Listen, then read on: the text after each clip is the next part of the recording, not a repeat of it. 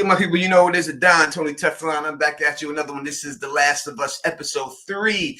Pre-game show up in this bitch. We are going to talk about things from the last episode, and we're going to talk about what we think is going to happen in this episode. No spoilers. Don't worry about it. If you haven't played the games like the Don Tony Teflon has, you do not have to worry about that. Also, you'll be able to call in and talk to the Don. I will be done by 8:30, giving you plenty of time to go get your chips and your dips and your snacks and everything else you need to watch this episode.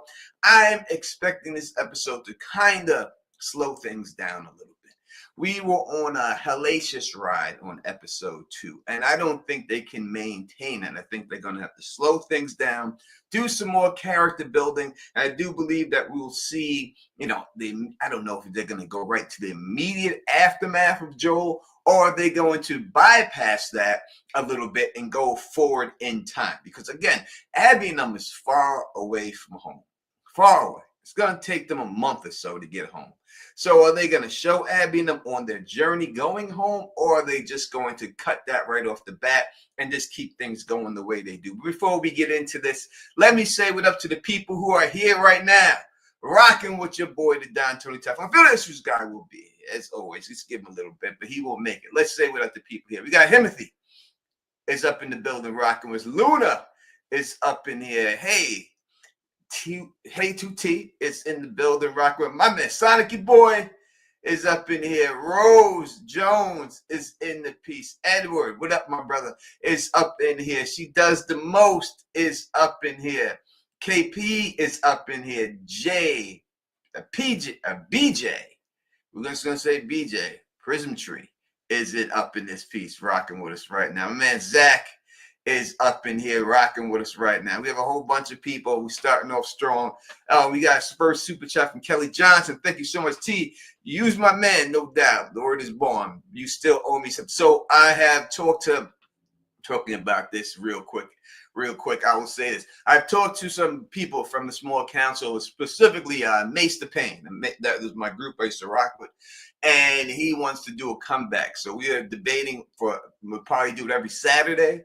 He wants to do it every Saturday, but if we do it this week, it will be Septim Moon. All right, who killed Septim? I promise you that. So that will jump off this Saturday and everything. Obviously, I'm looking to do with Bridge 4 and filling them, but I don't know if Bridge is coming out of retirement anytime soon right now.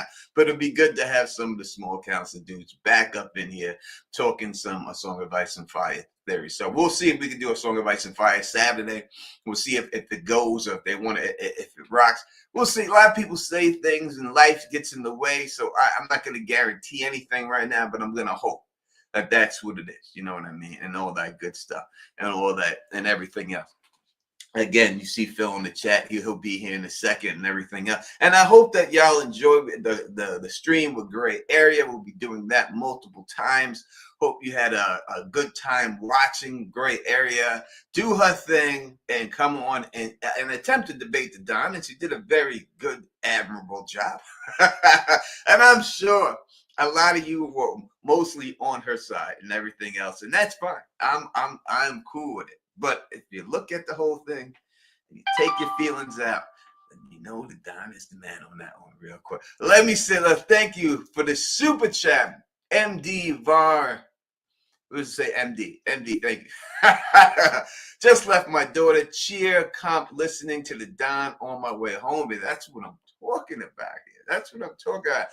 But we got another super chat here, right here from Fatima. Fatima, yes. I'm about to say it. See, y'all got me confused. This Fatima stuff. Fatima, thank you. I knew I said it right. Got caught up on the show just to join your life. Thank you so much. I truly appreciate it. Hey, 2T, a member for 22 months. Thank you so much. Love as always. Much love to you. And thank you for being a member of the channel. And Kelly Johnson, who's also been a member for 32 months. Before is Bridge 4 is the homie, but he has a love-hate with YouTube. Yeah, Bridge 4 does have a love-hate with YouTube. So, it was and everything else and all that good stuff. So it's we feel it's a combination. I can't do it alone. We gotta drag him out and everything else. All right.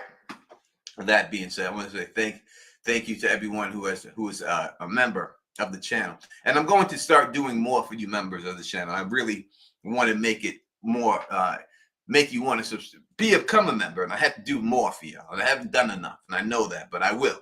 I'm going to start doing a bunch of giveaways and everything. I just met with somebody who makes magnets and makes a whole bunch of other stuff, pillows and everything else. And I'm trying to work out a deal with this cat to get some of these pillows, make some from style pillows, make some from style magnets, and then do some giveaways for y'all memberships and everything else. Or like do like raffles for you if you're into that. We'll do raffles for like some pillows and stuff like that. And every membership that somebody puts in will equal amount of raffles that they get and stuff. And then we'll do it at the end of the thing. So we're working on it. And I promise you that I will get that done for you soon. Again, I just met with the guy today and talked to him about it and everything. What up to Killmonger, the Rebel in this building, rocking with us right now. What up to everybody else? I'm trying to delay a little bit for Phil, but I'll talk a little bit more. I like the trivia questions you came up with. We could do that. We could do a raffle for the Thug Mug. Like if it's gonna be a raffle like that, we'll include a bunch. So say we did a Thug Mug with a from pillow, with a sticker.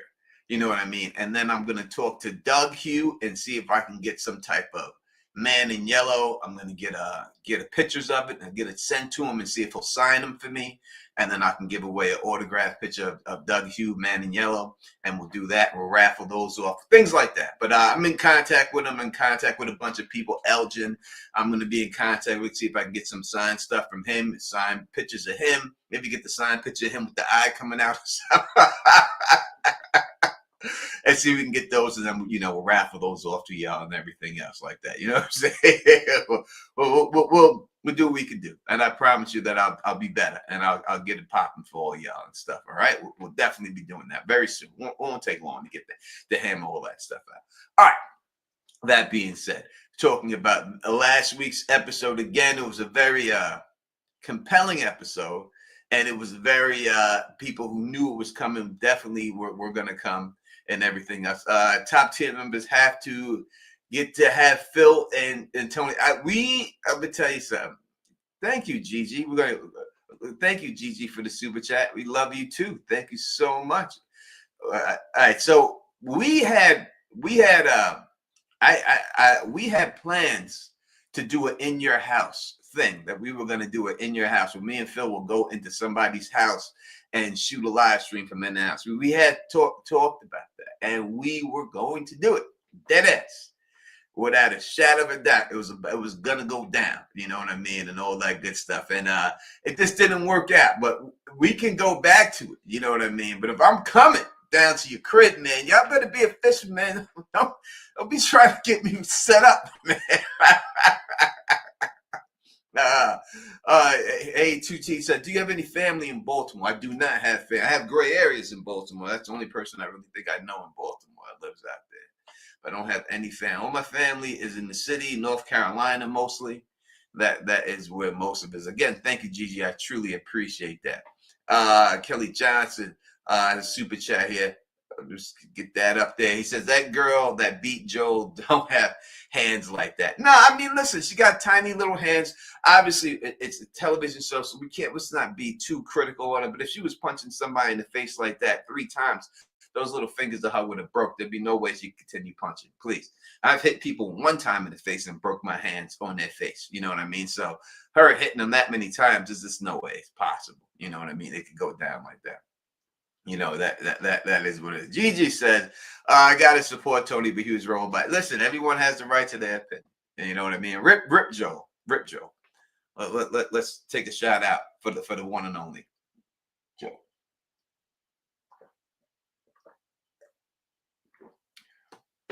But I got you, Hey 2T. I got you out there. So you my peoples. I'll come out there. I got peoples, you know what I mean, and everything else. And get it popping. They should have gotten away to more muscular actress. They should have gotten someone in more physical shape.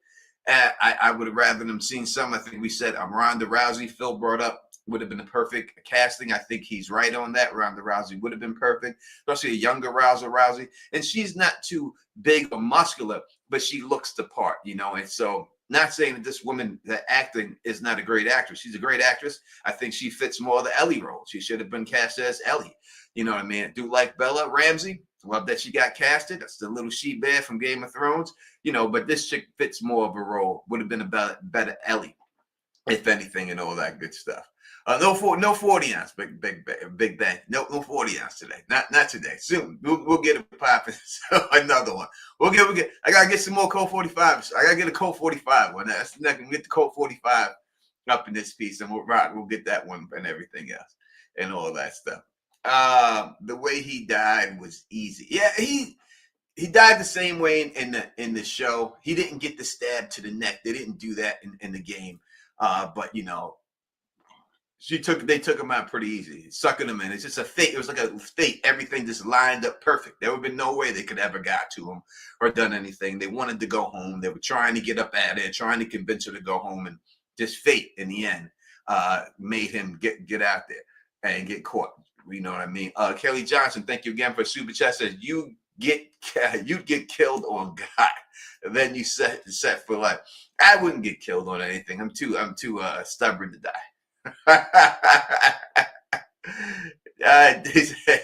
Killbogger said, "Damn, I ain't drinking 40. I drank a 40. Me either. That was the first one I drank in years. So I seen it in the store, and I was like, what? They got a 40? I gotta buy it. So I bought it. I had no choice. I had to do it. I just had to do it. It was like St. Ides 40. God damn it. I got to do it. I got to give this shit a whirl from back in the day, for the love of back in the day and everything else. So, yeah, it was very, I think when it comes down to it, in the end, when we deal with the whole Joel thing, we have to, what's going to happen is we're going to have to deal with the aftermath. And the aftermath is what's going to happen with the show and everything else. Like, that's what I would have to say. How do I pull this up real quick? They have changed everything around, and I will have to, I don't know if this does it. Does that do it? No, that doesn't do it. 1 second. All right, so we're going to bring this up real quick. This is Variety. This is from the first episode, and it says right here, The Last of Us Season 2 premiere hits 5.3 million viewers, up 13% from the series launch. And it's the Last of Us returned to HBO for its second season on Sunday, reaching 5.3 million viewers with its Season 2 premiere. That marks a 13% increase from Season 1's premiere, which hit 4.7 million viewers in January 2023. These totals come from the combination of Nielsen measurements and linear views who tune into via HBO's cable channel plus Warner Brothers. So it went up almost 150% when they're saying with streams of Season 1, it went up 13% in the end. It was 13%. But when you combine all the things they're saying that Season 1 streaming growth increased by 150%, the streaming itself, but numbers altogether, it increased 13% from last season's premiere. All right.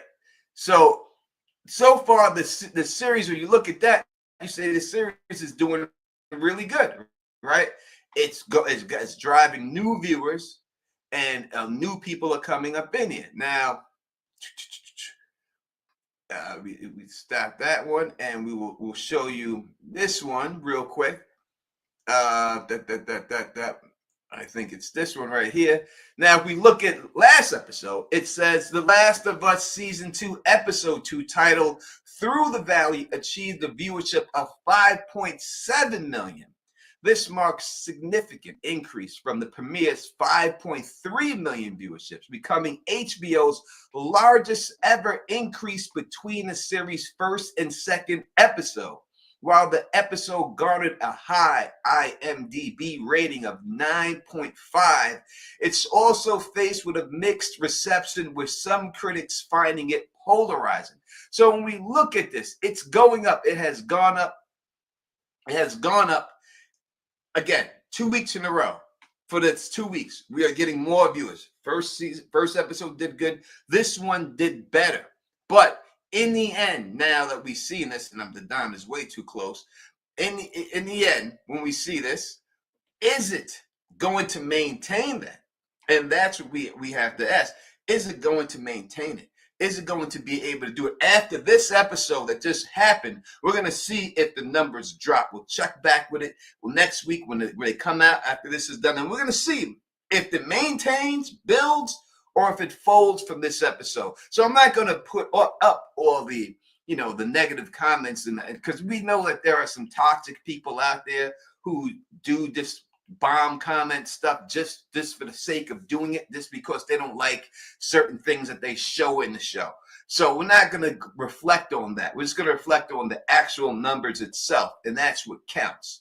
So we'll see. We've seen it rise. It was a great opening, and this is the biggest rise in HBO history from one episode to the next episode.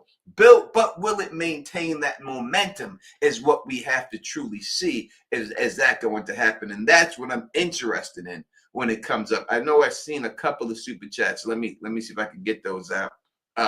Kelly Johnson, it says, Oberyn still eating off his got roll. Listen, he made his career with that got roll. I'd never heard of the guy before that got roll, period.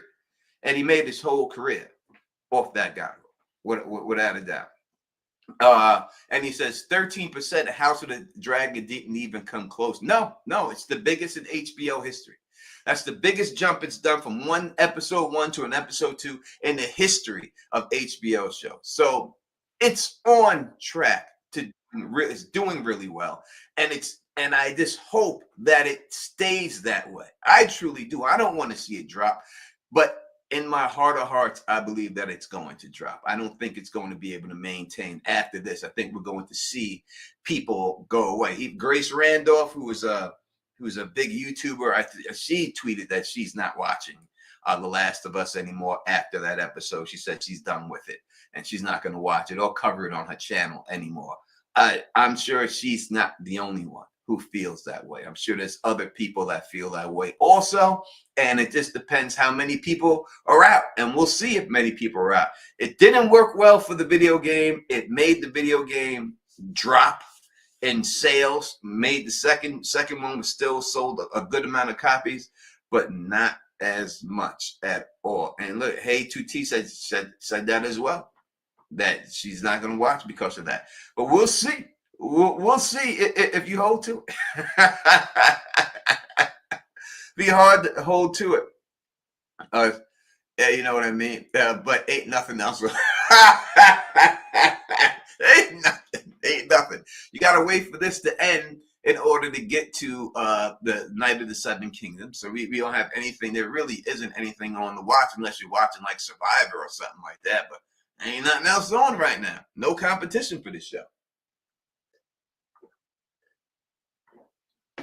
They did have didn't you come back on for Netflix? They dropped all the episodes. I do believe probably the final season of You is there. Andor is on there too. Yep, Andor is there and everything. I thought that was the only Star Wars prequel series that was actually good. I actually really enjoyed it. So we'll see if something goes down like that. We hope for a dunk trailer tonight. I would love to get a dunk trailer tonight. Love to. Kelly, thank you. Ellie and Ellie out Jajitsu that guy in the first episode, but then got taken down by those Firefly weights too easy. So she's a little girl. Let me say this right. She's a young lady, a very tiny young lady. Now, when she was fighting the guy who was doing the jiu-jitsu, they purposely let you know if the guy was holding his punches back. That if he would have really hit her and leaned into her, he would have knocked her out. But she did fight her fight, but she's tiny. I look up Bella Ramsey, look up her weight. I don't think she weighs 130 pounds. I would say she's probably 5'6" if she's lucky. 119 pounds is what I would guess that she is. She's a little girl. She's tiny. I'm sorry I keep saying, because I just know her as as a little bear. So I always look at her like that. Even though I did the same thing with Maisie Williams, seeing her as a child when she first started. This, so I'm just used to that. So no, she's a tiny young lady, and no, it wouldn't be hard to subdue her if she gets the drop on you. If anyone gets the drop on you. Look at Eddie Murphy said it, right? Where the little babies can get the drop on you with them damn little baby shoes and shit. I used to wear them little baby shoes, them hard bottom shoes. I had them bronzed and shit. That's something that people see. Maybe y'all youngins in the chat don't know nothing about the bronze and the baby shoes. But back in the day when I was growing up, and you had a baby, my mom's generation had a baby, you'd take the little baby shoes and they would bronze them for you. And you'd have a bronze pair of baby shoes. And these baby shoes, these soles in these shoes were like bricks. Like there was no rubber. I don't even know what they were made out of. It probably concrete, it seemed like. But them babies stomp on your nuts when you're holding them up and make a grown man cry because those goddamn fucking shoes are so hard. Those shoes are terrible. Terrible. Those shoes are terrible. It's so crazy. I got put in these baby shoes. My kids had Jordans and shit. They didn't have no Jordans and things like that. They had baby shoes. That's it. And you were baby, you had to wear the white baby shoes. You'd have no Jordans and nothing like that back in the day. You just had baby shoes. They had no. I don't think anyone knew the company name. So what are you wearing? The baby shoes? Oh, you got the baby shoes. They had the baby shoes. Yeah, and if it was Jordan, it was like Stanley Jordan. It's like Stanley Jordan presents baby shoes. You get crushed by one of the undead giants and you favorites. I would never get crushed by them too fleet of foot. And my rolling technique is as if I'm on fire. I get out the way. Phil, what's going on, brother? Not too much. How are you? Crazy day, but I'm glad to be here. Glad to have you here. It's not the same without you. The chat is glad to have you up in here rocking with us too. Without a shadow of a doubt. A lot of people don't know about the baby shoes. Some people know about the baby shoes though. You had a pair of them baby shoes, didn't you, Phil? Oh, absolutely. Later in life, I used to use them to hammer nails when I was work some carpentry work. Yeah. But yeah, I know that was the bottoms made out of. What did they think the baby was going to step on? And they was nervous. Hey, damn, this baby going to hurt his feet. We got to put some bricks down this motherfucker. I mean, I'm from the era, like, we didn't even have, there was, no strollers when I was born back in the day. They had straight carriages, which to me is better. A carriage was much better than a stroller. Carriage is magnificent. The carriage was amazing. Yeah, it was like a luxury liner. The carriage it had shocks on it and big wheels and stuff. And a carriage was amazing. And then they messed up and went to these strollers, and these strollers suck. In my memory, my favorite thing as a kid was when you got to go to the supermarket and they put you in that little top section of the supermarket, of the shopping cart. Not in the bin with the shopping cart, just the top section, like where someone would put their pocketbook or something. Yeah, your legs dangle out. That was my favorite shit as a kid. Like I like that. I couldn't wait. I'd be like, can we take one of these things home? I want to ride in that thing.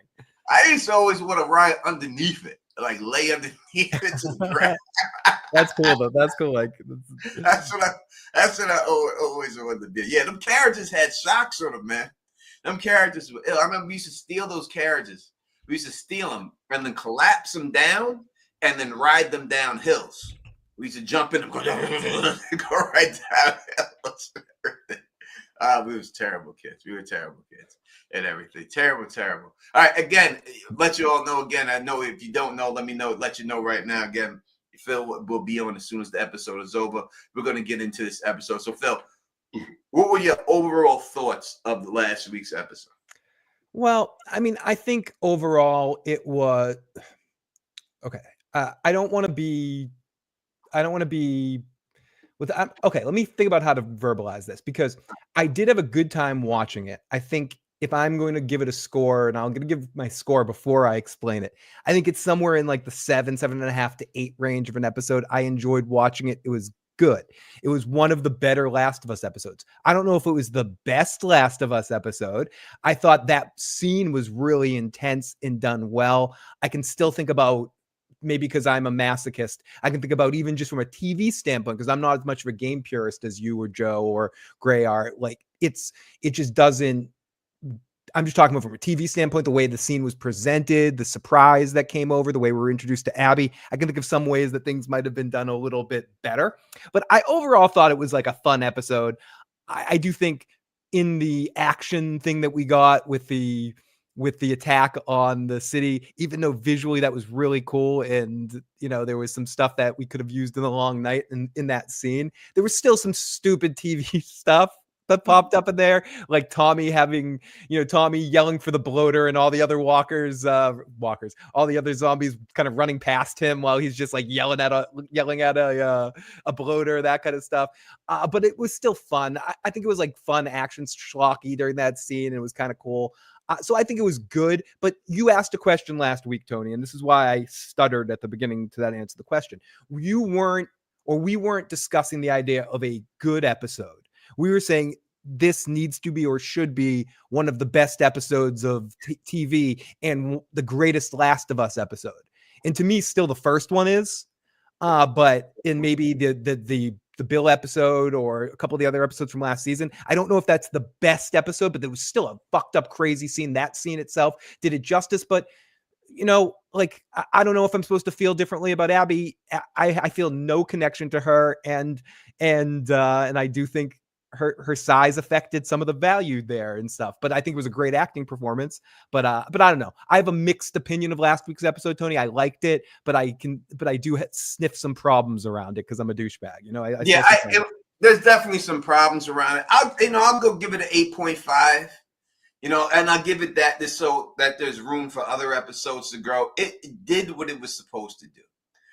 Overall, it did its job. When we needed a big set piece. Now, I think they may have shot their wad too early. And that's the problem I see with having such a good episode. That how are you going to follow that up for the rest of the season? How do you maintain that momentum that you just got with the rest of the season? Will people just be bored to see things not jump off like that now?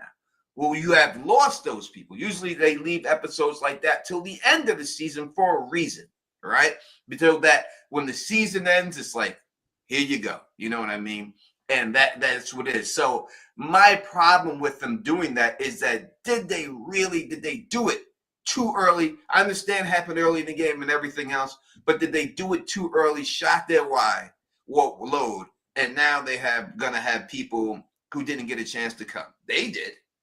But just because you came too early, too quick, the audience not come at all. That's what the problem I think they may have with this whole situation going on with it. Kelly Johnson, Phil is going to be Robin Plant in the Led Zepp movie. I wish I could sing like that. Tony, you make a great point with that, and it also becomes more problematic in a sense too because of the way that they're doing this season. Where this season's, again, I don't know the game at all. I know a couple of bullet points, but this was basically the spoiler from the game that I knew. Everything after this is a little bit more of a mystery to me, so it'll be a little bit newer. But I assume the end of the game has a climax at the end of the game. Yeah. This season 2, the way they're cutting this into 2 halves creates that problem even more because at the end of whenever they decide to end this is going to be not even the second climax. So like they give us, so if they maybe were going to split this season into 2, maybe there was a way of organizing the season where you do this a little later into the season, especially if you wanted us to get to know Abby a little bit better. Maybe you could give us a couple of episodes with them with split focus to lead up to this, or completely surprise us with it at some point. But either way, that's probably just to kind of like continue down that road that you were saying, like the fact that they're splitting the game in half and we're only seeing half the game is going to affect it as well. Yeah, I mean, they did the same thing with Game of Thrones when they split that last 2 seasons in 2 seasons. If you took season 7 and season 8 and made 1 season out of it, it's a much better season than what we got when you split them in half. Yep. And they may have this problem that they had this big scene. And how are they going to end this season? They're going to show Ellie outside the compound somewhere searching for Abby and they're going to stop. That's not enough. Right. Exactly. It's a weird place to end it. I know you don't really I know you haven't watched it. Don't really watch it. You haven't watched it, but Squid Game season 2, it's obviously it was a season that they split in half and they ended at this point midway through an action scene where you're just like, shit, they're ending this like halfway through. Like, it's just getting interesting. This is like the middle point of the season. This is picking up and they're ending the season. That's our season. And I think you're dealing with a similar situation with this where exactly like right now they're going to have to create, it's like taking the Hobbit book and turning it into 3 movies when it has one climax, and then you turn into like as much as I love the Lord of the Rings movies and the expanded universe of the Middle Earth stuff, that movie is you take something small and you're trying to put something big in there, Tony. Things get stretched out, and yes, I'm aware of the way I'm saying that. No pause. You stretch out small things with big things.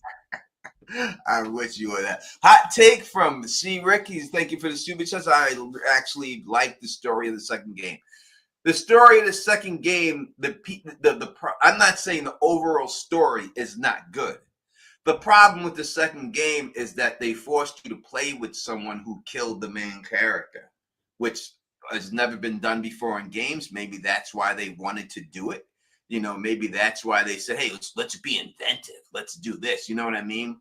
And I think that was why I think, you know, and I understand, like, even if the game, you had control of Abby, say, from the beginning of the game, and somehow you crept to the spot, and then it would have been crazy if they made you kill Joel, and it made you hit the A button every time she hit him. And stuff, that would have been even more crazy. That would be awesome. But yeah, but even then, you would have had a chance to get to know her a little bit better. And I think that's the problem. Kelly Johnson, thank you for the super chat. Says, you guys think Ellie put hands on Abby before the finale? No. Yeah, no. I mean, that I'm assuming, and again, I don't know what's to happen. I'll be clear about what I'm saying. I'll assume that the rest of this season will go back between that group and Ellie's group. And maybe some flashback episodes or some other, like another bottle episode. Flashback episodes of Joel, obviously, that he's going to be in the flashbacks, and maybe they think that was going to work for them. That's not enough for me. I mean, everyone, it's not a spoiler to say that everyone knows that Ellie and Abby going to have to come face to face eventually. Yeah, it's going to happen eventually. Yeah, it has to happen. There's no way around there. Now, unless it's Game of Thrones and you have Jon Snow the Night King. Yeah. And I mean, even though they came face to face, but yeah, they at least got the "come at me, bro" moment. Yeah, he has to bitch out the Night King and just walk away and don't even fight him unless you get something like that could happen. But eventually, they have to come face to face. Tony, I literally thought of the stupidest joke, but I didn't say it in the moment because I need to make you aware of how stupid it was. You were saying, yeah, they thought they could get away without having Pedro on the show with just in flashbacks, and I was gonna say, yeah, that's a stretch because you know he's gonna be Reed Richards stretch. I wasn't really gonna say it. I have to like make fun of myself that popped in my head when you said that, Tony. I was about to go, yeah, that would be a stretch. You know, I'm sorry. It's not enough. It's just not gonna be enough. I could see it right now. It's not gonna be enough. You know, you could have him sitting there and talking to her in the flashback and her thinking about it. That is not enough. In the end, it's these 2 young ladies who have to carry this show. And again, I will point to you to Vikings, an amazing show that when Ragnar died, and anyone who knows the legend of Ragnar Lothbrok, you knew he was going to die. And then they had his sons. They had Bjorn, who was an established person. It wasn't the same. No, and they put that off for as long as they could. They introduced each son with him to try to be like, yeah, see, it's not going to be bad without Ragnar. It's not going to be bad without Ragnar. I mean, is that the best example of this? I'm trying to think. I don't think Game of Thrones is the best example. People say it's like Sean Bean leaving. It is, but no. Pedro is even bigger than Sean Bean, and even with Vikings, like Travis was everything on that show, but he's not as big of a star as Pedro. The problem you have here, Tony, is he's leaving. The video game has enough fans built in to keep going, but they hate the video game fans for the most part, without some exceptions, hate watch this show. So it's a weird balance. So the people that would keep this thing alive with Pedro gone are hate watching it and hating the casting of Ellie and Abby and watching it with this sort of like attitude. Not everybody, but a lot, like the vocal minority anyways, are like screaming about the whatever, Tony. So it's a weird parallel. It would be like this. So this is it. Pedro is without a doubt the star of the show. I know Bella Bella is the side. My belly kind of hurts. It's like she is and has been Robin to his Batman for the whole show. Period. Point blank. End of story. That's what it is. So you have to take the star of the show out and then continue the show. So let's go through it. Could the Jeffersons survive without George? Nope. I mean, you'd still be the Jeffersons. You'd have Weezer.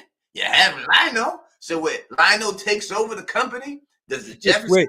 Wait, is Archie Bunker gonna come marry Louise? Is she leaving after Edith died? Are they getting together? That may be interesting.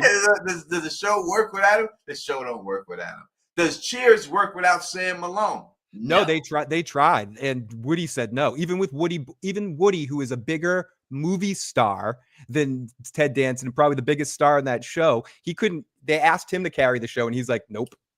Does Martin work without Martin? Does Seinfeld work without Jerry? Yes. That's the one bad example. I could watch Seinfeld without Jerry. I don't. It doesn't work without Jerry. No, but they could have had someone else play Jerry. You know, like if they had Gary Shandling play Jerry, it would have been a better show. Overall, of course, Gary said it's better than. That's what I'm saying. If you have Gary Shandling play Jerry Seinfeld on the show, that's the only thing that makes it better. Even when they had 2.5 Men and they got rid of Charlie Sheen and they brought in Ashton Kutcher, it wasn't the same. Yep, got rid of Eric Foreman on that 70s show. Fucking show failed. You can't imagine if they got rid of Tony Soprano on The Sopranos. Would you have watched it with Silvio? You're not watching it with them. And that's the problem. I don't care how many flashbacks you have of Tony. Listen, they tried to do a young Tony version and the show was terrible. Right? Without James Gandolfini. It was terrible. I love The Sopranos, but that movie or whatever you work on, that was disgusting. What are you talking about, John Haymaker? What are you talking about? We said different strokes without Arnold. Yeah, what is he talking about? I don't know what you're talking about.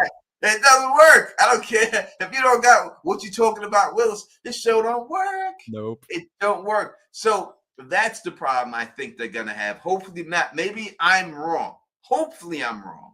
And it just goes on smoothly and gets even better. But if it can just maintain, that's the best they can hope for.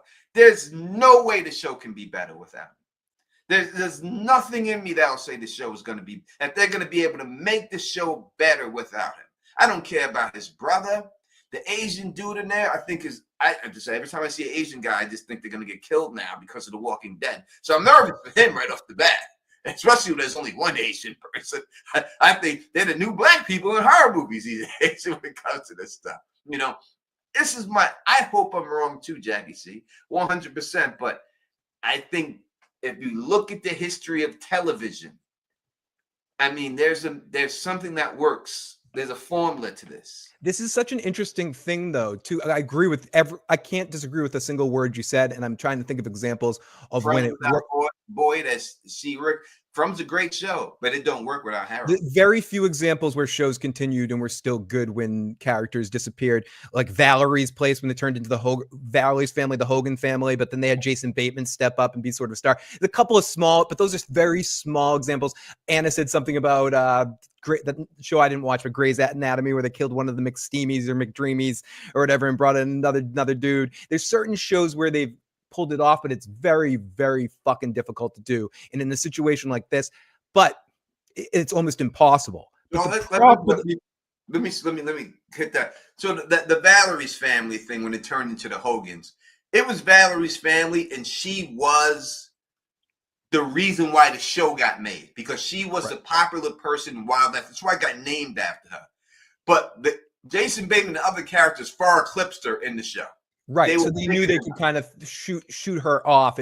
It's almost like where like with Fresh Prince when they cast with the Avery and what's in the original on Viv, and then obviously Will Smith was the star, so they're like, oh, we can sort of like recast you. We don't need you. You know, we can move on from you. It was called Valerie's Family because when she had the show, she was a star. It was made for her.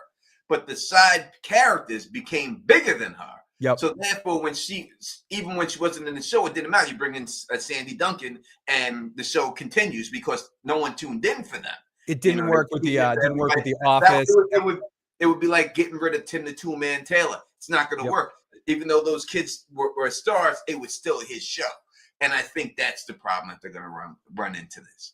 But where they're not going to run into a problem, and where I guess not necessarily not going to run into a problem, it's just how do I say this? It doesn't matter because they already got the bank and they already got the green light. So at this point, they don't need to do it. Like they literally could have 100 people for as far as we know right now lose 45% of their audience, and they're still confirmed. They've still been approved for season 3, and that's all that they want to do. There's no more story. He's gone out and say this isn't going to be like Shogun, where they're going to come up with another season and there's not material. As far as Neil has said, there will be no game show stuff without game stuff to lean on. So unless another game comes out in the next couple of years, there's no more show after season 3. Yeah, so they don't really care. They don't really care if it tanks. They get their money. They're making this show either way. Kelly Johnson says they got rid of the Cosby girl, meaning Lanisa Bonet from a different world. I will say this: that is a good example. That's a good example. But Dwayne Wayne was the breakout star. Dwayne Wayne and Jasmine Guy was. Listen, Jasmine Guy. Whitley, when right? When I seen Jasmine Guy when I was a young child. when I was a young I was like a teenager when that came out. She was the most. I thought she was the most beautiful woman I ever seen in my life. I was so in love with her. Like she was just so beautiful to me. Like especially with her crazy accent. Me, Phil, with accent. I'm a sucker for an accent. She was just so beautiful to me. I'm gonna let Jay Sleek speak for me right here, but I'm not doubting that. But this and Claire Huxtable actually. Oh, Claire Huxtable is better than everybody. Claire Huxtable is the queen. Like there's no beating Felicia Rashad. Like no, are you crazy? Felicia Rashad is just still to this. Her and Linda Carter are in Dolly Parton, like my three, like the first 3 women that I found attractive were those 3. Well, the first woman I ever found attractive on the screen that I've seen was Erin from Buck Rogers. Oh, okay, yep. And then she played in Silver Spoons too. Yep. Erin. I know who you're talking about. I don't know her name. That was like the first woman For me, it was probably Linda Carter or Felicia Rashad. One of those. I thought she was amazing. And then I always liked the sister from I like Janet Jackson from Different Strokes. I love Janet Jackson. Yep. I loved her. I thought you were going to say Janet from Three's Company too. I love Erin Gray. Thank you, Kilmar. Erin Gray. Yeah, I love Janet Jackson. Oh my God, I wanted to be Todd Bridges so bad. I thought she was so amazing looking and everything. And I love the sister from the show that she came on when she was Penny. Now you're making me forget it. So, Good Times.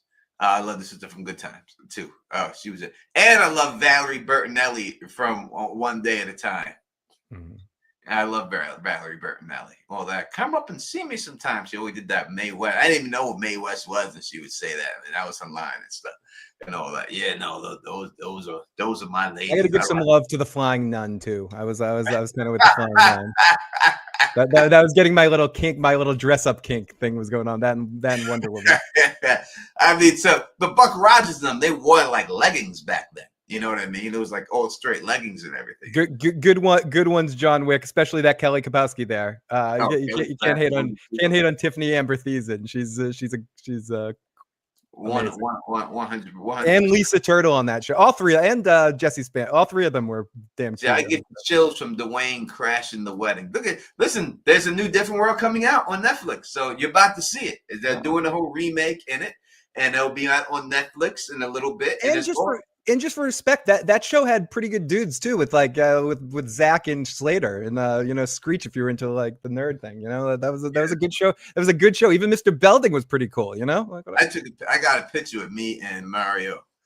I met him at the Boxing Hall of Fame, and I got a picture with him. And I can tell you, and I'll tell you straight before we get, this is dead ass, and this really happened. I was there at the Boxing Hall of Fame. He was there, and he was fans with Mickey Ward, and I'm cool with Mickey Ward. Mickey Ward was, got Mickey Ward to be in my friend's video. And if people don't know, if you've seen the movie The Fighter, that's Mickey Ward.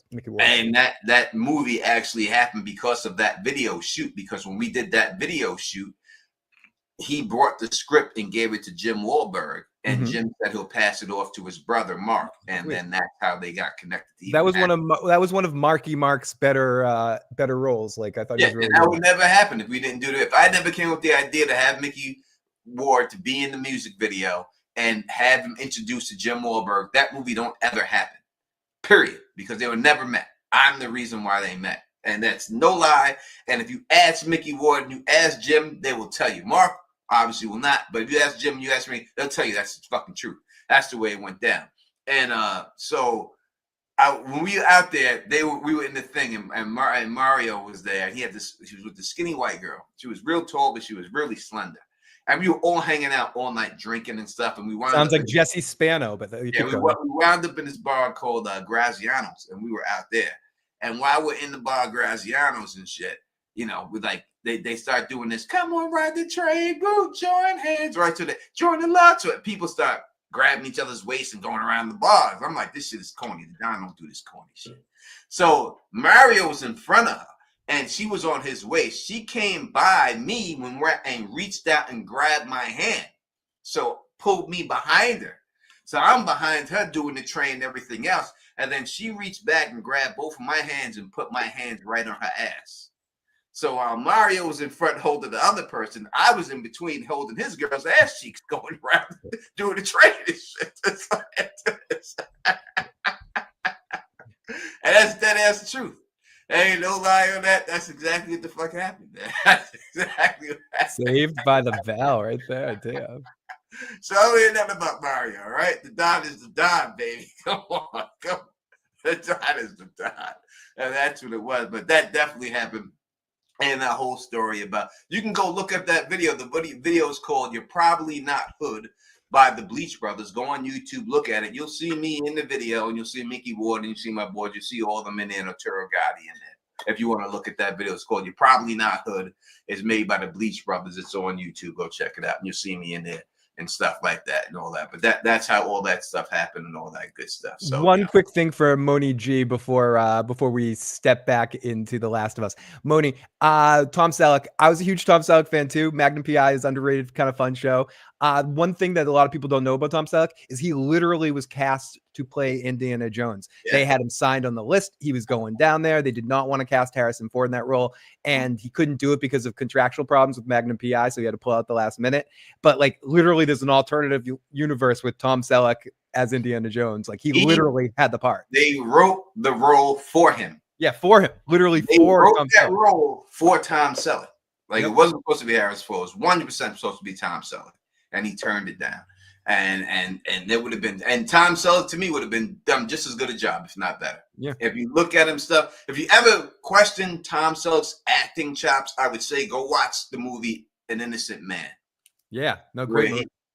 Where he gets put in prison and everything else. Go watch Innocent Man. He's an underrated dude, and he's done versions of that like But anyways, I don't want to get on a Tom Selleck thing, but he's awesome. I like Tom Selleck. Yeah, we have the phone lines are gonna open up. We got 8 minutes, and then we'll do like the final half an hour with the phone lines open up. We're gonna use Phil's phone. So he'll set that up. We'll get that done, and then we'll have y'all come in there and everything else. And then y'all would love for y'all to call in and let us know exactly how you feel and what you want to see in this next episode. I want to thank everybody for joining us. It's the biggest crowd we've ever had. We had over 90-some people, almost hit 100 here, and that's amazing. That's over double than we've ever had in here. So thank you all for coming and rocking with us. We'll be here every Sunday with the pregame show, and again, we'll be doing a lot of more giveaways and stuff like that. We got a whole bunch of things jumping off and everything else like that. So yeah, without a shower. Again, so Phil, do you think, and I asked this earlier, do you think, how are we going to figure, are they going to time jump this and have Abby make it back already? Because obviously where is she, all the way in Seattle, right? Yeah, they're in Seattle. So it's going to take them a while to get there. Are they going to time jump it, or are they going to show the Joel funeral and go through all that stuff? That's a good, damn interesting question. I mean, first of all, yeah, Three Men and a Baby is classic, directed by Spock from Star Trek.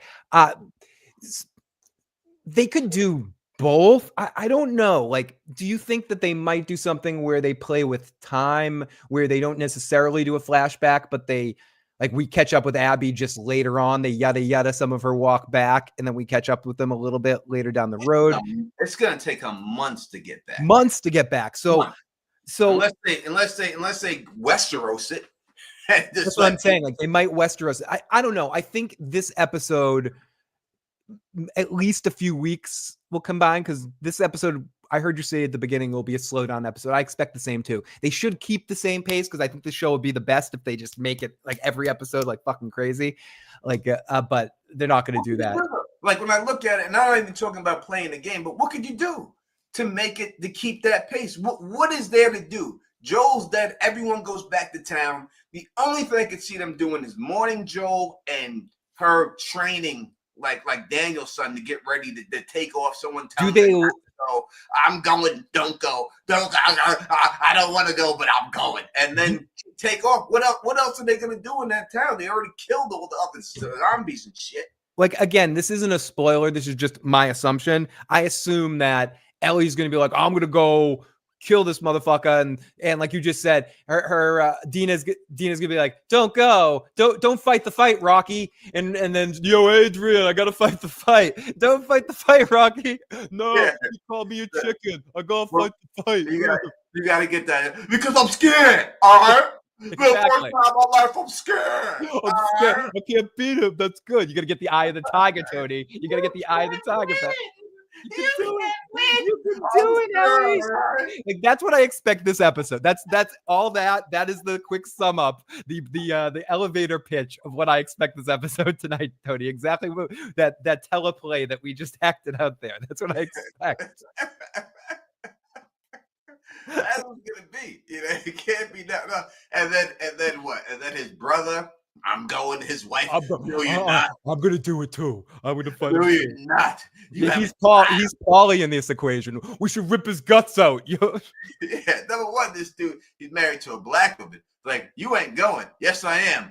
Bah! Be damned if you are. Okay, I ain't going, shorty. I would say right here. I ain't going nowhere. Okay, Ellie, I'm not going anywhere. That's reality. Would it be? Sorry, I'm not going. I'll be honest. That's reality. Like, I ain't going. Oh, you going? No, I'm not. No, I'm just fucking. But I guess maybe we might have. I didn't see the trailer. Is the trailer in the sunshine? Does it look like it's springtime in the trailer? I didn't watch the trailer. I didn't watch the trailer. I try unless I'm doing breakdowns. I was gonna do a whole video on it and everything else, but I didn't watch the trailer. So, because the last trailer they got was just all scenes from the upcoming season and stuff. So I did not watch it and everything else. Moni G says, so Tommy is going to leave with I would suspect, and this is not, I'm not trying to spoil anything from the game because I'm not going to go that route with it, but it would look like it. I mean, if you killed his brother and she's willing to go, you would think the brother's willing to go also. You would think it would be a situation like that. What do you think, Phil? Yeah, I mean, it would make sense. I think that as mad and as upset as Ellie is going to be, Tommy's going to be just as mad. That being said, this is one of those things that I guess we can unpack now because it's a past spoiler, right? Mm-hmm. That in the game, Tommy is the one that is there instead of Dina, correct? So he actually watches this in front of him and he's part of the situation that gets Joel tricked, right? Or something like that. Like Tommy's there, but Dina is there.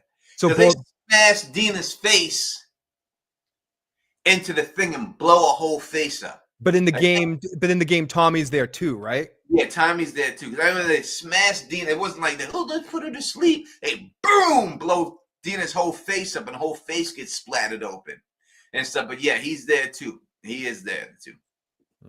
So which I would assume kind of facilitated him being like, I got to come after these motherfuckers too. Yeah, and I think what Moni G's like, what about Dina? She want to give Dina vengeance for Dina. She never looked like the type of a vengeance person. She looks like more like party and have a good time. I just got a text, Tony, from someone watching that said, "I hope viewership plummets after this episode, showing Naughty Dog that they messed up doing what they did with Joel." There's a lot of that perspective from the wonderful DJ Better. There's a lot of that perspective out there. You're 100%. A lot of people are going to wish that it tanks. I mean, that's the way we are in this world. There's a lot of toxic fandoms out there, but some of them wish it for the wrong reasons, right? Yep. So we're not even gonna, whatever they're saying. Even though I will always say that you have the right to feel the way you want to feel. So I'll never disregard anybody's feelings, but in the end, their reasons for it are not aligned with the most of human society. So I would just say that, it may tank, but if it is going to tank, I hope it tanks for other reasons than that. I hope it tanks because if they killed Joel off too early and they made that mistake and people are mad about that, then and people leave 100%, then go. You know what I mean? I think you have every right to go and not watch it. Again, I said Grace Randolph said she's not even going to cover it in our show anymore or do anything about it and everything else. I want the show to go on and do good, but it's going to be hard, I do believe, for anyone watching this show to actually give a goddamn about Abby. I don't care what they do. I don't care how they spend it. I don't care how much of the day you spend with her. I think that anyone watching this show just wants to see Abby's head split wide open. Yeah, and I don't think they did. I don't know how the game feels, but I don't feel like I got to know her or care or can rationalize with her behavior in that scene at all. And it making some of her friends more reluctant about it makes me kind of feel even more reluctant about it. And I hate her and want to see her suffer. She's not and I don't care about learning more about her backstory, and I'm sure by the end of the season, we're going to care about her, but I don't know. Big Bang says, was Joel the actual star or was it really? It was Joel is the star. Even when you get Ellie is the catalyst, right? So Ellie is the person who can save the world. That's Ellie's job, even though she didn't do it, right? And I had the debate with Grace, so we won't go through it. Why Ellie's job in the show, and the reason why Ellie is in the show, is because Ellie's the only person who can't be infected by the infected, meaning that she can help save the world. It's the only reason in it. The show is about Joel getting Ellie to where she has to go, and that is to the Fireflies. So it's about Joel getting Ellie there. Ellie is a major importance because she has this. But if somebody else had it, named Mona Carmona, I haven't seen us in a long time, I just wanted to say her name, Mona Carmona, then the show wouldn't be about Ellie. It wouldn't be about Mona. It would still be about Joel transporting this person to the spot. Yep. So it's about Joel. Joel is the star of the show. And the other person is the catalyst of why he's doing what he's doing. But it's his show and everything. And now you have gotten rid of that. And now you have to deal with this whole situation and the consequences of whether it is. Who is Mona Carmona? Mona Carmona is, she usually be in the chat. She's a very good, hopefully she's still subscribed, but she used to be in the chat all the time. Mona Carmona used to super chat all the time, and she would always come and watch us and live, watch Phil, me, Bridge, all of us. There's a couple of old names that I haven't seen in a while, and you just hope those people, it's okay to check out different things. You hope the best name, all right, Mona Carmona. And another big one was the wonderful Renwood, and I hope Ren's doing well if she ever hears that. Ren was out around a lot. Maybe she'll come back if we start doing some more Game of Thrones stuff. Yeah, during Night of the Seven Kingdom. She'll probably be back for that. See, Rick, thank you for the super chat. Very generous of you. See, I think I care about Abby only because of what I know from playing the game, which the casual viewer won't have. Again, I hear you. I played the game, and I don't care about Abby. I understand why you would say that. And listen, I'm not the person who's telling you Abby wasn't wrong for doing what she did. If you killed my father, I'm coming for your ass. Period. I don't care who it is, right? So I'm not saying she's wrong for doing what she did at all. I don't hold her at fault for doing it. I don't think that she needed to be the one who took the high road and said, all right, we're going to stop this circle of violence. I don't think, why I got to be on her? Why she got to be the one to stop it? So I don't. I love your poetic interpretation of the Hatfields and McCoys there. So we need to stop this circle of violence. I like that. That's good. I don't feel it. I just think when you look at her storyline in the game, and you would know what I'm talking about, Rick, it's not a compelling one to make me care about her. It made me go through the motions about it, and I understand how I can't say it because you understand, you know what I mean, on everything and stuff.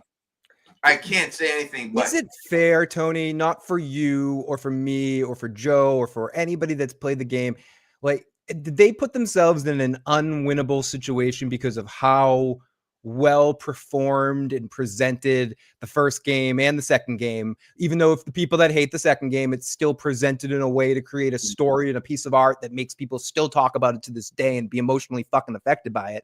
But both of them did so well at presenting that it's not like a book where it's a completely different medium. This is an actual visual interactive medium that people played. Were they going into making a visual representation of this just a no-win situation no matter what, that they could never quite capture what the game was? Or could there have been a way where they made this perfect if they went 1 for 1 or something like that? You know what I'm asking, kind of like? Yeah, I hear what you're saying. They did it in season 1. It's just this one situation that they ran into with the game. I think it's the problem. And I think that they should have this split it around and made Joel die at the end of the season instead of the beginning of the season. I don't think they can have anything else that's more compelling to make you care about the whole situation when it's all said and done. Speaking about blasts from the past, Phil, do you see who's in the chat right now? I see the one and only good sir. I'm toasting you. You can't see me, but the amazing LT. The ladies' man. The ladies' man is his tag name, Sir LT Giles. You know what I mean? The ladies' man is in the building rocking with us and stuff. And again, I was just talking about the small council. Sir LT Giles is part of the Hype Watch, but Mace the Pain and the Don, maybe be doing some things Saturday. We'll see, for a Song of Ice and Fire and everything else. We'll see how it goes. But it's great to see my man LT Giles in the building, rocking with us and everything else. Love you, LT. Hope everything is going great in your life, my brother. 100%. I will say this, and I say this to the people who played the game, especially the one who just left the super chat. And I'm going to code this in a way, because I'm crafty like this, that only you, so C-Rick, this is specifically for you. You know, characters reverse, and other characters who saw different things become the actual thing that they thought that they wanted to do, and everything else like that goes on in the game. And I think that's the big overarching act that we get in this game. So I understand why you would care about people and like other people because of things like that, but I don't know if it will matter because of the brutality of the way that Joel was taken out. I don't think people will get past the brutality. And that's the way I look at it when it's all said. All right, the phone lines are open. Y'all can call in right now if you want to call in for the next 23 minutes. We'll be on. If you want to call in, the number, please put the number in the chat so people can do it. That's right. Long live the small council. Long live the Hypes Watch. Long live us all. Let's keep it going. We'll be popping this stuff off. Let's bring them all back. LT, go get Sweet YFT. Go find Tinker. Get Don Willie. Get everything going. Bring them all back. Yeah, that's the number. 781-990-8509 is the number. 781-990-8509. Give us a call. You know what I mean? Give us a call and all that good stuff and everything else. You know what I mean? Let's go. We want to hear from you. What number is this that Sonic is giving? That's the wrong number, Sonic. What is that? 528. I think it's a social security number or something. Yeah, Sonic, don't call that number. That Sonic is. I don't Instead know. of Mike Tyson's punch out code 007-373-5963 if you want to fight Mike Tyson. What's going on, man? Crip, what's going on, brother? Yeah, don't call up Sonic stuff. Sonic's trying to get you to order him a pizza. Yeah. You call that number something like that. You got to be ordering a pizza. Domino's? Is that Domino's number? That's what's gonna be. Messing around with Sonic and shit. You be ordering Uber Sonic for that motherfucker. Oh yeah, Sonic. Yeah, he's getting Sonic. Yeah, he's getting a goddamn double cheeseburger sent to you. Now I want one of those fucking Dairy Queen is the king of the flurries, but Sonic makes some pretty damn good flurry like shits too. Oh my god, we'll have to do a whole new thing. Oh yeah, no, I already have the sweets channel made, Tony. We just need to do something on yeah, we need to get that done. We gotta get that done. We need to get those channels done. Without a shadow of doubt. Yeah, we gotta do some food stuff. Without a shadow of doubt. And all that there, Sonic your boy got you calling to order him some food. Yeah, exactly. As soon as It's the reverse super chat. It's like a super delivery from us.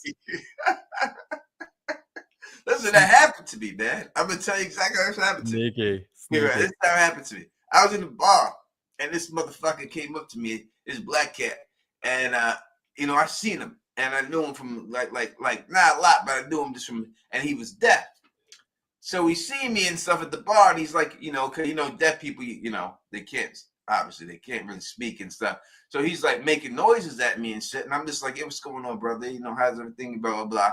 And he's making noises at me and shit, and I sit down, and then he's like, basically like, well, I buy him like a shot. He's trying to come at me with, you know what I mean? So I'm like, yeah, I got you. So I buy this dude a shot and everything else. He gives me a thumbs up. I give him a thumbs up. Blah, drink, blah, blah. Later on, he's drinking. He's got a pitcher of beer. He comes over with the pitcher of beer, and he's like offering to pour me. Yeah, fill you up. The pitcher of beer. I'm like, yeah, I got you. Thanks, I appreciate it. Next thing I know, he got another pitcher of beer. He come back over to me. This man got me. I said, this is good. And then he got another pitcher of beer. Come and hit me with 3 cups of it. I'm like, that's great, blah, blah. He leave. So I go, and they, you put your card on the bar and shit. So I go up in there and I'm like, let me get my bill, blah, blah. So she gave me the bill. I look at the bill. I say, sure, well, what is this? I didn't order this. And she goes, oh, your friend. I said, what friend? She goes, that black dude. He said that all those drinks were on you. And I was like, what? Are you serious? And dude wasn't even deaf. He spoke. Right? This dude hit me for 3 pitchers of beer. Yeah. Dude, long con you. Yeah, 3 pitchers. Gave me 3 cups. Dude had like the perfect. Like, oh, that's my friend Tony. He wrote the note. She came with the note on the napkin and said, "Oh, this is on him." Yeah, I was like, "What the fuck, this motherfucker?" He came over to me, giving me a drink and shit. And I'm like, yeah, that's cool. And then, I'm like, okay. You gotta respect his game, but that's deceptive. I mean? But motherfucker hit me, he got me. Yeah, you gotta respect the game, but I paid it, and I was like, this motherfucker got me.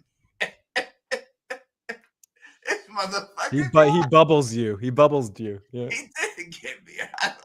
I usually don't get got, and that motherfucker got me. Yeah. But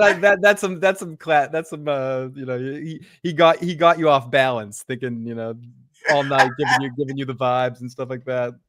He did. That's what he said, Big Bank. You know what I'm saying? That's what it do. He talk. He said, "Told you that's the noise you make and shit." I mean, this is what it is. It's facts. It's reality. Yeah, slipping Jimmy condom. Yep, you're right, Johnny Baker. You got slipping Jimmied. Yeah, he got me on that. That motherfucker got me, man. Yeah, we've all been got. We've all been got. Yeah, motherfucker. Now I'm mad at him right now, but I respect it. Yeah, you gotta respect that hustle. All that. Yeah, he was gone by the time that bill came in. He was out. You know what I'm saying? And I had already put my card up, and usually feel like don't put my card in there. Usually, I hate putting I'm nervous when I put my card in. Oh, you want to leave the tab open? I always get nervous about it. And usually I don't do it, but I did it that day. I just happened to do it that day. Just happened to do it. And the motherfucker got me. I got right there and everything. Now, he ain't from Brooklyn. That dude from Gloversville, son. He's from Gloversville, New York. You know what I mean? All that good stuff. But he got me. Yeah, I'm sorry. I usually always pay cash, but then he got me. And even if it was just the cash and it came with me with the bill, I would have paid it anyway. Yeah, you at that point. I would, even if it was like that, because number one, I know the owner of the bar, Irene, is my good friend, and I would have paid it anyway because I wouldn't stiff Irene with the bill, and I would just have to. And not meaning to quote The Wire too much. The game is the game is the game. Like like that's that point. You got to eat it at that point. Yeah, you got to. He got me. He got me. That motherfucker. The game's the game. The game is the game. He got you. Hey, that's what it is. I take the loss, so that's just what it was. Yeah, but it's a funny story that I remember, so it's all good. All right, we are here. We are open for Last of Us. We were talking about episode 3 of The Last of Us. Again, the call-in number is live if you want to call in. It seemed that everybody was willing to call in when they was against me last week with Gray. Phil, do you recognize that? Yeah, we got a lot of calls. We got a lot of calls last week. The phone was off the hook. I had to turn some people away last week. Because they wanted to get at a dime and protect Gray. Oh, I gotta protect Gray. I gotta get on this phone line and protect her. She needs help. All right, but no one want to do anything else like that. You know what I'm saying? That's just the way it is. Yeah, that's just what it is. Gigi Johnson, I would love to talk about Shannon Sharp. Mm-hmm. I would, but I will have to do another stream for that. I love Undisputed, right? We're gonna talk about the show, right? We're gonna talk about him as a debater, as a master debater, right? Talk about Shannon Sharp, dude. I can talk about Shannon too. Yeah. I will say this. I'm not gonna go into it or anything, but I will say this: if you're a herb, you're a herb with money. You're a herb broke. A herb is a herb. Period. Money don't change you. Money don't make you cool. You could dress up and try to be cool. You could have stuff on that a cool person will wear. That don't make you cool. If you're a herb, you're a herb. No matter how much dough you got. Shannon Sharp's just a herb. He a gump. He just what it is. That's the way he always will be. And that's it. That's just who he is. That's period. That's just life. You got have much money as you, he's a herb. That's just what it is. You can have that. He a cornball. That's just what it is. You know what I mean?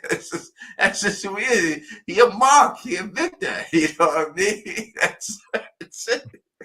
You know what I'm saying? That's it. Country boy, that's just a Mark. And that's just the way it goes. All right. Also, there is a show, The Godfather of Harlem is back on. If you like that, the last season is there. Watch that and all that. But again, we're talking about The Last of Us. Tony, we just hit 100 too. Great to have 100 people here on the pregame show watching us. On the pregame show, thank you. And again, when we're done with the pregame show, when the show is over, go right to Fill the Issues Guys channel. Please. And we got our call of the first call of the night from the wonderful KP. Welcome to the show, KP. What's up, buddy? Good evening, Phil, Tony, chat. What's going on? What's happening? Listen, I don't have much to say. I mean, we've talked the last episode to death. I think you know we've had a lot of conversations, especially that thing with Gray the other day, which was really nice. It was lovely to see her. You know, always seen you two dudes on the screen, but Savage Gray, there was a lovely touch of elegance. So I'm just excited to see what they. Oh wait, are you saying we're not elegant? No, I would rather look at Gray too. I don't blame him for wanting to look at Gray. No, that's what I'm saying. I would rather look at Gray than us too. But we're pretty fucking elegant, Tony. We're pretty fucking elegant. I'm going to show something crazy that came up. I'm kidding, KP. I hope I don't get banned. I'm going to do it. Go ahead, KP, keep talking. Sorry, KP. Keep going, bud. Yeah, let's see what they produce for us tonight. And I'm sure, well, I know you're doing the after show, Phil, so I'll probably dip into the after show for a couple bits and please give my opinion on what happened. But I'm just excited to see what goes on. So hope everybody has a great evening, and let's see what it does. Thank you, buddy, and great to hear from KP. And yes, I would rather look at the dog too. I'm kidding. I just we're elegant too. Damn it, no, but look at that dog. He's pretty. But Mobland is great. I on Tony's suggestion, I just started watching that, and Tom Hardy is awesome. Great cast in general with Pierce Brosnan and Helen as well. Mobland's a great cast. And yeah, for right now, there are not a lot of shows on. So now it's sort of the time where I'm catching up on a lot of things. I am actually watching Survivor, and it's not the greatest season of Survivor, but there is a good season. And we have another call. This is from area code 910. Area code 910. Welcome to the show. What's your name and what's your question or comment? This is Mandrell, 211. Oh, fucking Mandrell. Welcome, Mandrell. How's it going, buddy? What's going on, Phil? How's it going? It's going good. Yeah. My thing is, I played both of the games, both 1 and 2. I'm one of the old game players. Wait. You didn't even say what up to me. Say what up, Phil. Oh, what's up, Tony? What's up, Tony? I didn't hear you. Right. I didn't hear you, but I know you're I there. said what up, brother. I said What's what up, up, man? What's going on? Doing good, man. Doing good. Good to hear from you. I got 2 things for Tony, though. One, I disagree with. The second, I agree with. The first one I disagree with. I think I said this on Phil's show a long time ago. I think Joel was absolutely correct in what he did with the Fireflies. And yeah, period. I don't disagree with it at all. But especially with the way they treated him after he went a year taking Ellie from Boston to their hospital in Salt Lake City. A year of that. And that's the way they treated him when he got there? No. What are they supposed to treat him like? All of you gotta go. All of you gotta go. What do you expect? What do you expect them to treat him like? You expect them to bake him a cake? Is he supposed to get a peanut butter and jelly sandwich? Is he supposed to get a beef patty with some cheese and some cocoa bread? He's a smuggler. He's a smuggler. Yeah, he was there to smuggle. Yeah. And he did his job. That's it. That's what it is. Okay. Yeah, but here's the thing. You don't butt stroke the guy to the head and kick him while he's on the ground and then say, get out. Stop that. No, you don't do that now. That's what set me off with it. That's what set me off with it. And then he didn't get to say a final goodbye to her, didn't give Ellie a choice, because Ellie's choice, I fully believe that she would have chosen to die for the greater good. I think that Ellie would have chosen to die.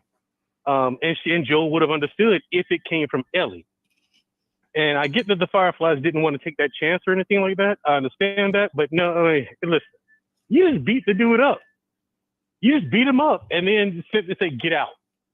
You didn't pack him in a sandwich on his way. You didn't give him any supplies to try to make it wherever he was going. None of the above. You just say, okay, fuck you, get out. And I was like, no, listen, okay. Now he went on the killing spree. And I was like, you know what? In structure, I don't disagree with him. That's what they get. After everything he went through to get that girl there, yeah, he's a smuggler, but look what he went through to get there. And then that's what he gets? Okay, cool. Now have this. And he killed all of them. And I felt good doing it.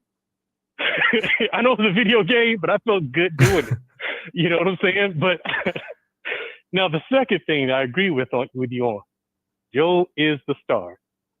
And this is one of the things that I thought that hurt the second game is when you kill Joel in the beginning, the rest of the game had to land squarely on Ellie's shoulders and the other chick, the buff one, who's not buff in the show. Yeah, Abby.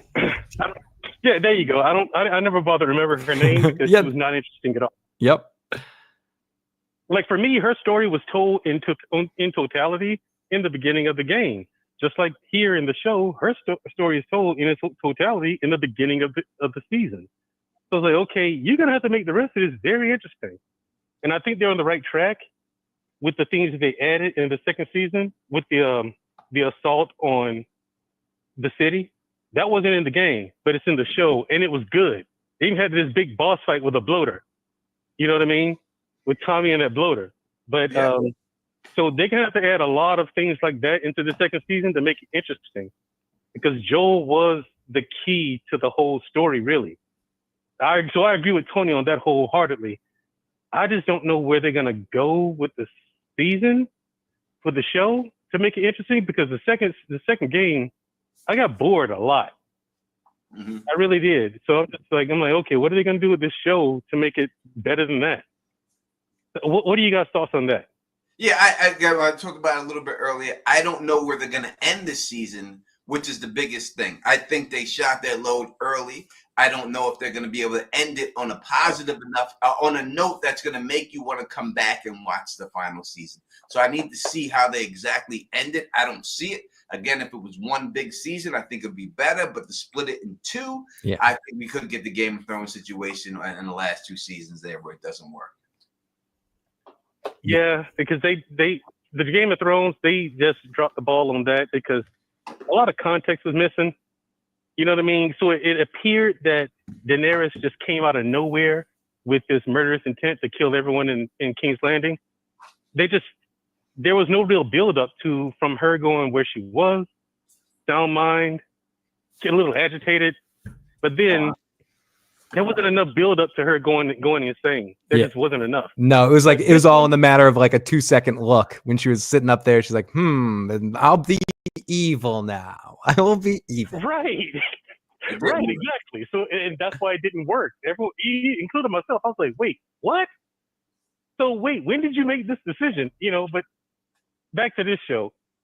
I'm interested to see where they go because the end of the second game, it was not a happy ending. You know what I mean? If you guys remember. I know it. Yeah. I'm not going to talk about it or anything, but yeah, I understand. Even saying it's not a happy ending is kind of spoiling stuff. So I don't even want to talk about the game or anything like that. I want to let people experience it themselves. But I'll do a spoiler thing, and we could talk all about it and get involved in it and all that good stuff. But Mandrell, definitely hit us back, brother. We definitely love you, and you know what I mean. Don't be a stranger, man. Absolutely, not at all. Won't be a stranger at all, man. I still watch your content, both you and Phil. I watch you all the time. Thank you. Know what I mean? I'm still watching, and thanks for having me. Yeah, and I agree with you. I wasn't trying to spoil it. That's why I didn't say what happened. No, I know you. No, you're good, brother. I know you. And even if you did, you my man. So I wouldn't be mad at you. Okay. I just don't want to get put in that position. Gotcha. Yeah, I'm not. But yeah, I'm curious to see how the audience is going to react to the big lesson behind it all because it's a valuable lesson. The whole story tells. That's the big redeeming quality of it to me. Mm-hmm. And it does give you something to think about. But all right, that's my 2 cents. Thanks for having me, fellas. No problem. I'm going to continue watching. Later. That's the amazing Mandrell. Great to have you, my friend. All right, that is that. All right, I'm going to share this because KP had to bring up. I'm glad KP didn't want to see me, Phil and I, because that would remind me of something else that I just see on Facebook, and I hope y'all get a good laugh out of this because it made me laugh really hard. Hope we don't get blocked for it and everything else. It's the end of the stream anyway, so we're gonna go for it. Do it, and then we'll start getting ready for this episode. Get ready for this episode. Are you ready? Here we go. My name is DeMarco Fleming. Are you gay? I'm bisexual. Are you top or bottom? I'm a top, dom top, aggressive top. Can you describe what dom top means? Dom top which means I grab you by your back and neck, put your face down, up and out of you, and have you walk crazy for days. Walk crazy for days. Crazy for days, which means you be real sore and you be calling me on the phone. Daddy DeMarco, I need help. I'm sore. Give me Tylenol. That's what that means. All right. Honestly, I don't think I can handle it, but I appreciate your honesty. I know you can't handle it. I can tell the way you walk, you can't handle it. My dick is big. They call me King Kong on my pants. I know you can't handle it, but I'll make sure I go right into with you. You're cute. Thank you so much. I like it gentle. All right? Okay. I got you all Thank day. you so much. I cannot kiss, though. Cannot kiss? No, I have a boyfriend. He has a boyfriend. I got a husband. What does that mean? You can't see the engagement ring on my neck? Do it with the program. My name is DeMarco Fleming, all right? Period. Fucking period.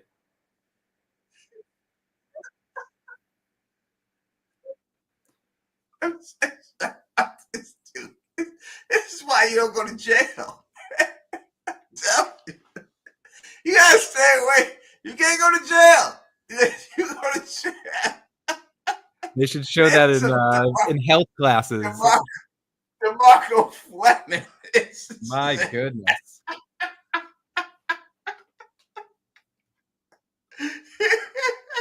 Leave that man alone. Oh my. DeMarco Fleming, this motherfucker. Oh my. This motherfucker right here. This dude, they call me King Kong in my pants. Yeah, you better watch it. Don't ever go to jail. DeMarco Fleming. Tony, before we go, I need to get your take on this thing that everyone's babbling about on fucking on reels and TikToks and all that fucking bullshit. Tony, who would win? And I know you can destroy a fucking kangaroo, but this isn't a kangaroo. 100 men, unarmed men, normal people versus one silverback gorilla. 100 men. If it You think the 100 men take the gorilla down? Yeah, because it's just too much. Once you pile on, I think it's too much. I don't know. I think that It's gorilla hard. goes gorilla. I think that gorilla goes gorilla, and If like that gorilla doesn't, he would run away. The gorilla, like in all, they're both they're bloodlusted. It's just a fight between 100. Right? I just don't know. It's too many to pile on.